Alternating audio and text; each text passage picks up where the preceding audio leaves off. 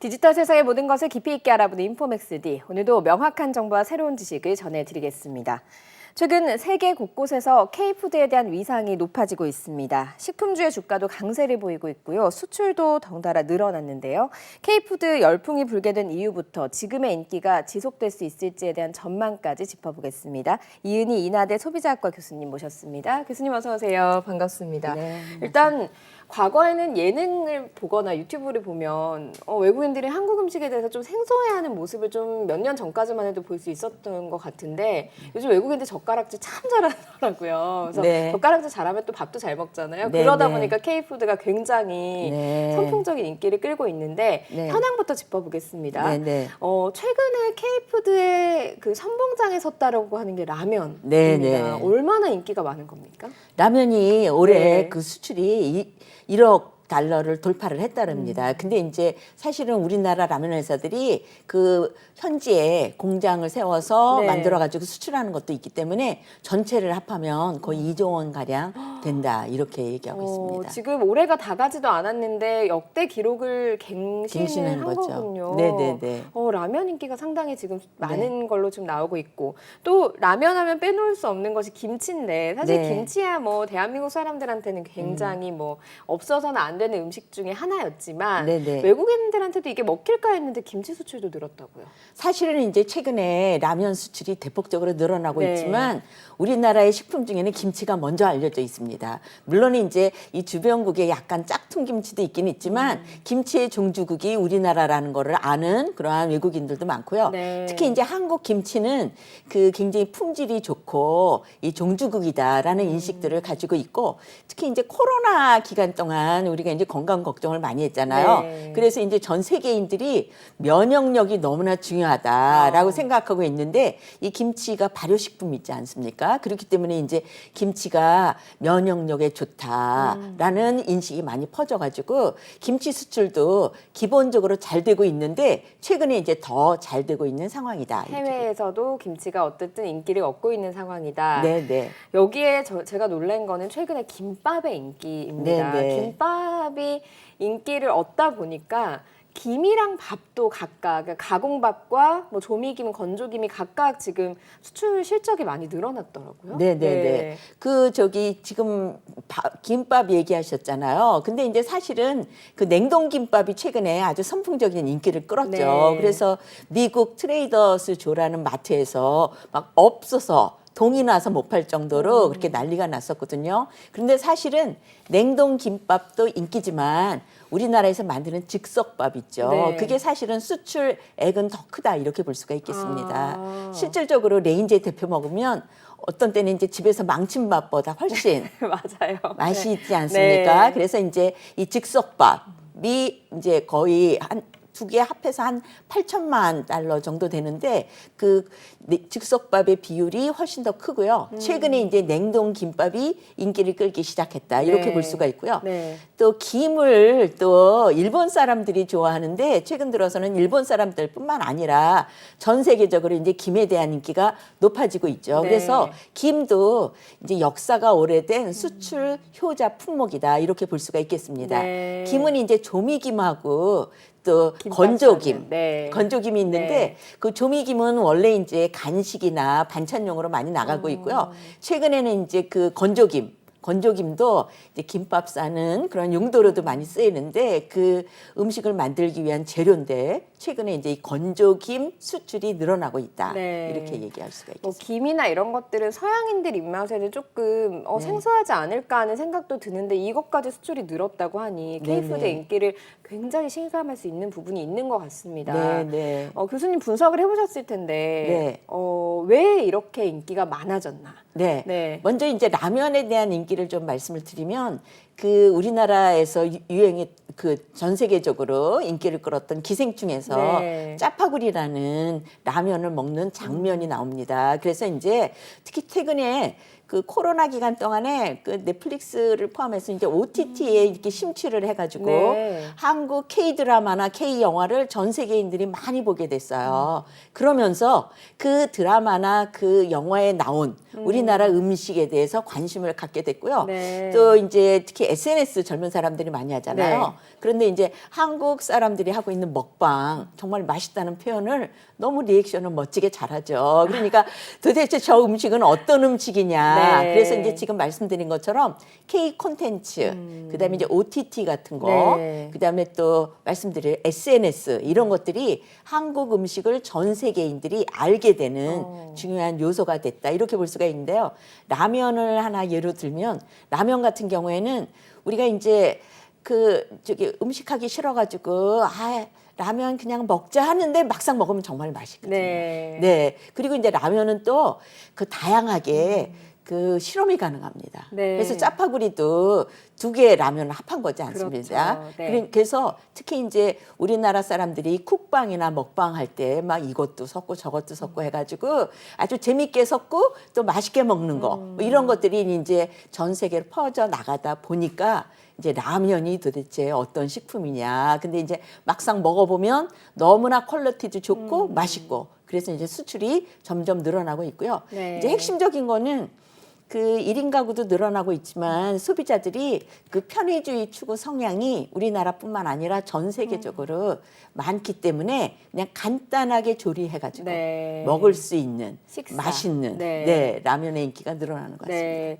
일본식 라멘도 미국에서는 어쨌든 먼저 앞서서 그 네. 라면 하면 일본식 라멘을 먼저 그 떠올렸을 텐데 양이 작잖아요. 네. 우리는 또 한 끼 식사로 먹을 수 있는 양이다 보니 뭐 이렇게 저렇게 요리를 해서 먹을 수 있는 것들까지 결합을 해서 굉장히 인기를 좀 끌게 됐다. 네, 거기다가, 그리고 네. 또 하나 이제 일본 라면하고 말씀을 하셨으니까 우리나라 라면은 약간 매운맛이 있어요. 그래서 이제 처음에는 다 조금 힘들어한다 그러는데 일단 한번 먹어가지고 두세 번 먹으면 네. 이제 중독이 돼가지고 그 약간의 매운맛에도요. 그렇죠. 네. 그래서 이제 더 좋아한다 이렇게 얘기할 수가 있겠습니다. 어떻게 보면 K 콘텐츠의 인기가 그리고 그 넷플릭스라든가 하는 OTT 같은 것들이 이제 코로나 기간에 더 많은 흥행을 하게 되면서 네. 사실 라면 한 번 안 나오는 영화나 드라마는 없기도 하고 내가 좋아하는 배우가 그걸 먹는 모습을 보다 보니 나도 한번 먹어볼까 이런 생각이 들어 찾아보고 거기에 SNS까지 더해져서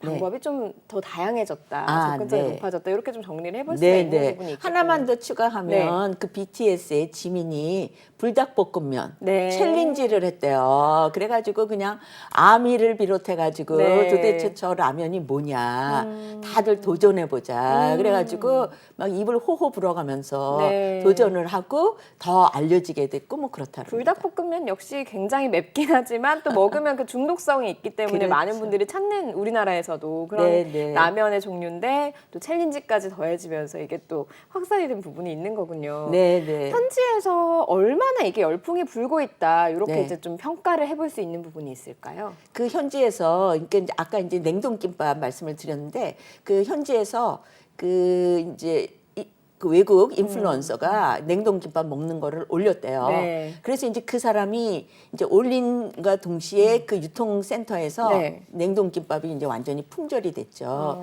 그래서 이제 그 인플루언서가 한국계 미국인인데 자기가 처음에 입문 왔을 때 김밥 싸가지고 가면 사람들이 냄새 난다 그랬는데 지금은 이제 막 서로 살려고 난리를 치니까 지금 한국 음식에 그야말로 그 진정한 맛과 가치가 알려지게 돼서 네. 너무 행복하다 이렇게 얘기할 수가 있고요. 격세지감을 실제로 느끼겠네요. 네. 네. 이게 이제 최근에 그 동향을 보니 조금 더 고무적인 부분들은 네, 네. 사실은 이게 동양인들의 입맛에 조금 더 맞는다던가 네. 뭐 이렇게 시장이 한계가 있다라는 생각이 들었었는데 네. 미국, 유럽, 동남아까지 이게 수출 네, 네. 시장이 좀 다변화된 것도 고무적인 부분인 것 같거든요. 네, 네. 네. 그동안 이제 한국 식품이 주로 이제 미국하고 그다음에 일본, 중국 그다음에 이제 조금 넓게는 동남아까지 주로 수출이 됐는데 네. 최근 들어서 이제 네덜란드라든가 호주라든가 이렇게 다양화됐다는 것이 크게 이제 고무적이다 이렇게 네. 볼 수가 있겠고요. 네. 그다음에 이제 외국 말씀을 하셨으니까 특히 이제 사실은 이제 길거리 음식 길거리 음식을 우리 이제 특히 이렇게 점잖지 않다라고 해가지고 길거리 음식은 아주 약간 저렴한 음식, 싼 음식으로 치부를 했는데 뭐 떡볶이, 어묵 이런 것들 그렇죠. 말씀하시는 거군요. 네. 그리고 이제 그런데 최근에 이제 그 젊은 사람들이 SNS에 뭘 많이 올리다 보니까 이 길거리 음식을 많이 올리고 그러다 보니까 이제 떡볶이 같은 젊은 사람들이 즐겨 먹는 음식이 이슈가 됐다. 이렇게 네. 볼 수가 있고요. 네. 또 하나 이제 한국 음식은 그 채소를 기초로 한 음식이 정말 다양합니다. 네. 그래서 이제 김치를 필두로 해서 한국 음식은 건강식이다라는 그런 인식이 퍼졌고요. 또 이제 채소 말씀을 드렸기 때문에 최근에 이제 그 비건을 주장하는 다시 말하면 채식주의자도 많이 네, 늘었기 때문에 네. 특히 이제 또 고기만 먹는 그러한 이제 서양 같은 경우에 성인병 이런 것들이 염려가 많이 되죠. 그래서 이제 한국의 그 다양한 채식 요리 이런 것들이 이제 한국 음식은 건강식이다 네. 이러한 인식을 퍼지면서 이제 특히 코로나 이후로 건강을 걱정하는 많은 사람들에게 한국 음식은 건강식이면서 다양하고 굉장히 품격 있다 네. 이러한 인식이 퍼진 것 같아요. 네.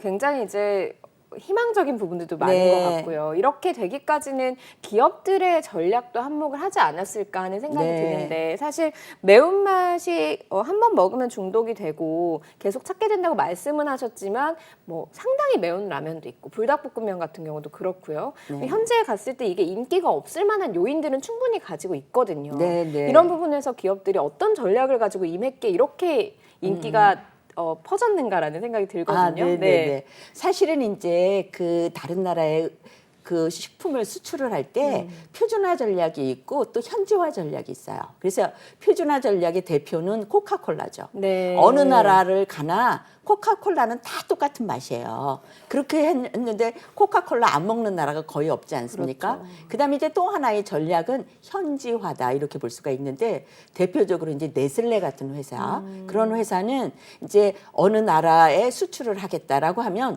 그 나라의 입맛이라든가 식문화를 연구해가지고 거기 현지 나라 사람들의 입맛에 딱 맞게끔 이거를 이제 연구를 해서 변형을 시키죠. 그런데 이제 우리나라 같은 경우에 말씀하신 대로 우리나라 매운맛을 외국 사람들이 어떻게 먹기 시작했을까? 그것은 이제 현지화 전략을 잘 준비를 해가지고 R&D를 통해서 잘 개발했기 때문에 가능하다 이렇게 볼 수가 있겠습니다. 연구 개발을 통해서 뭐 그 해당하는 나라의 소스를 좀 결합을 한다든가 이런 그렇죠. 연구들을 좀 해서 나갔다는 말씀이신 건가요? 그렇죠. 그래서 이제 지금 우리나라 그 식품 회사들이 네. 굉장히 R&D하고 제품 개발을 정말 훌륭하게 잘하시는 것 네. 같아요. 그래서 다른 나라에 수출할 때 그 나라 사람들의 입맛이라든가 그다음에 식문화를 연구를 해가지고 거기에 맞춰서 그 변형을 시키기 때문에 이제 거부감 없이 이제 맛보고 맛있다고 느끼고 그다음에 수출이 잘 되는 것이죠. 원래 과거에는 한국적인 것이 세계적인 것이 네. 되어야 한다라는 그 프레임 안에서 사실 그 고수했던 것들이 있는데 지금은 네. R&D를 통해서 현지 입맛을 좀 파악을 해서 일단 진출을 한 다음에 뭐 네. SNS나 이런 걸 통해서 어떻게 보면 우리가 기존에 먹는 음식들까지 네, 인기를 네, 네. 확장시키는 네. 그런 전략도 구사를 했다라고 볼 수 네, 있는 거군요. 그렇죠. 네. 그런데 지금 보면은 앞서서 제일 처음에 교수님께서 라면 현지에서 그 직접 생산해서 판매를 하는 것까지 하면은 2조 원이 넘을 네. 것이다라고 이제 예측을 해주셨는데 네네. 현지에서 이걸 잘 만들 수 있는 여건이 되는 것도 굉장히 중요할 것 같아요. 유통망이 네네. 갖춰진다던가 네네. 이런 것들도 잘 뒷받침됐기 때문에 뭐 과거보다 좋아진 게 아닌가 하는 생각도 들거든요. 네네. 네. 사실은 이제 그 식품을 수출할 때 라면 같은 거는 그냥 건조한 상태로 수출을 하면 되는데 또 저기 김밥이라든가 또 김치 같은 거는 이제 젖어 있는 음식이고 국물에 있는 음식이기 네. 때문에 그거를 이제 수출을 하기가 쉽지가 않죠. 그런데 이제 쿨체인이라고 해가지고 냉동 유통이라고 얘기를 합니다. 그러니까 이제 식품을 일단 만들어 가지고 그거를 잘 냉동시킨 다음에 현지에 수출을 하고 현지에서 그거를 레인지로 데피면 네. 완전히 품질 좋게 네. 뭐 갓 지은 것처럼 네. 갓 제조한 것처럼 그렇게 식품 개발을 해서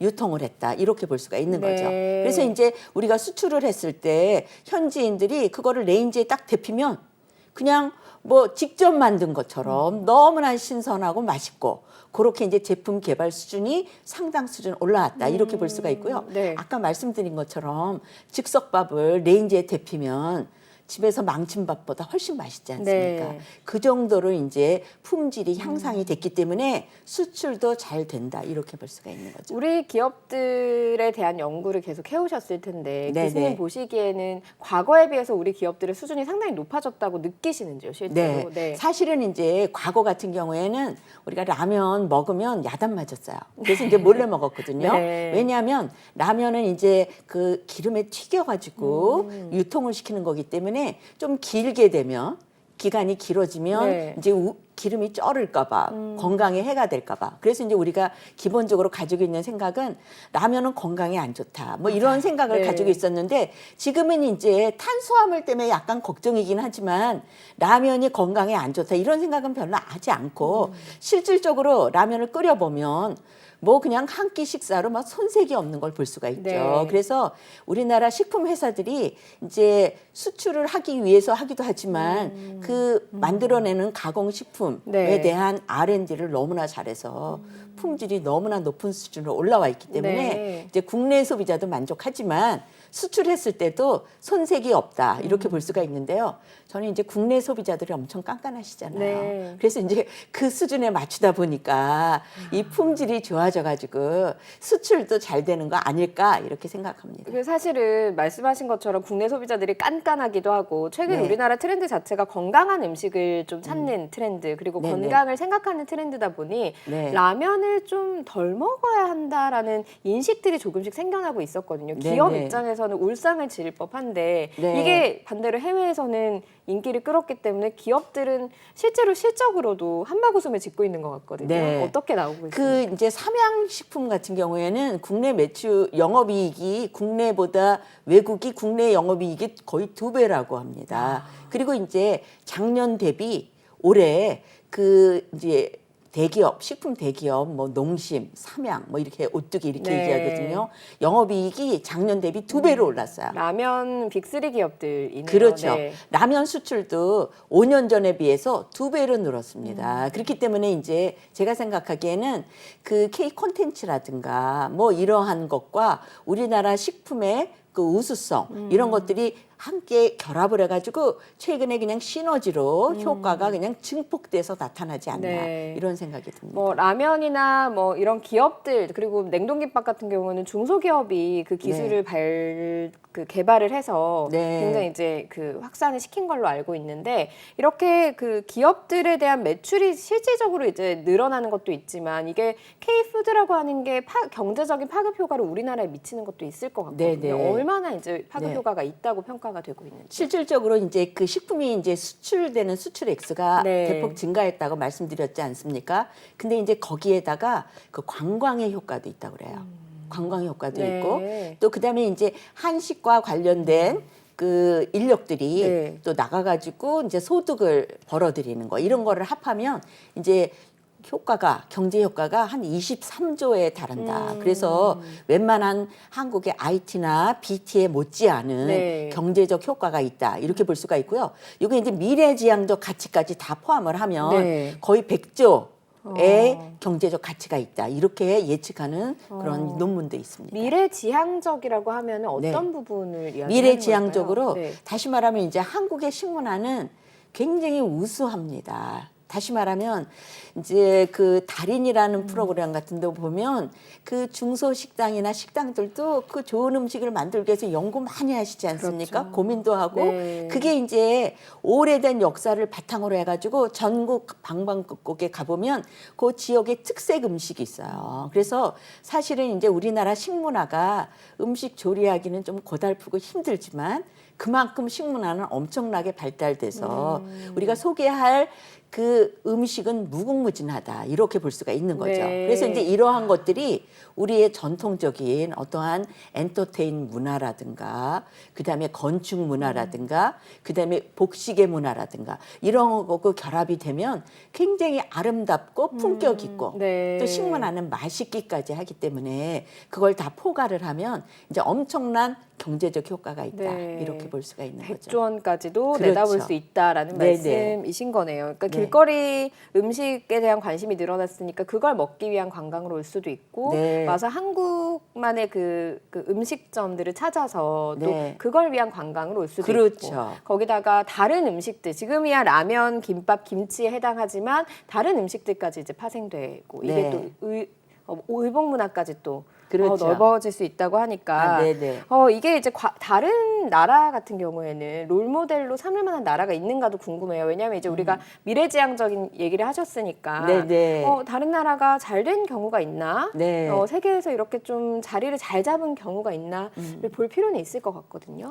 지금 우리나라 이탈리아 음식점 많잖아. 네. 중식당도 많고 일식당도 많고 그러니까 지금 이제 한식이 알려지기 시작했지만 사실은 뭐 일식이나 중식 또 이태리 음식이나 프랑스 음식 네. 그다음에 태국 음식도 의외로 곳곳에 많이 많죠. 식당이 네. 있어요. 맛있고요. 그렇기 때문에 이제 우리나라 음식에 대한 관심이 지금 폭발을 하고 있는 상황이지만 앞서서 이렇게 발전하고 있는 나라들도 있습니다. 그래서 되게 일식하고 이제 이탈리아 음식은 굉장히 이렇게 고급스러운 이미지를 주고요.